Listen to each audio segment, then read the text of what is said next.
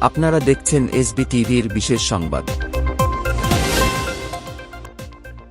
জাতীয় ঐকমত্য কমিশনের বৈঠকে অংশ নিচ্ছে মির্জা ফখরুল ইসলাম আলমগীরের নেতৃত্বে ৬ সদস্যের প্রতিনিধি দল।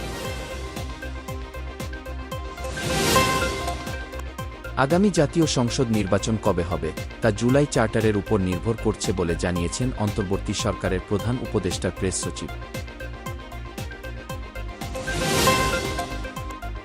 গণতান্ত্রিক সরকার গঠনের জন্য জাতীয় নির্বাচনের আগে স্থানীয় সরকার নির্বাচন দেওয়ার মানে হল রাজনীতিবিদদের অবিশ্বাস করা। রিজভী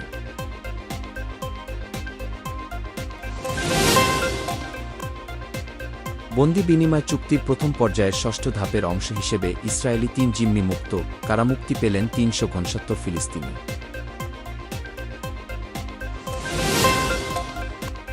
যুক্তরাষ্ট্র থেকে ১১৯ অবৈধ ভারতীয় অভিবাসীকে বহনকারী আরেকটি বিমান পাঞ্জাবের অমৃতসর বিমানবন্দরে অবতরণ করে।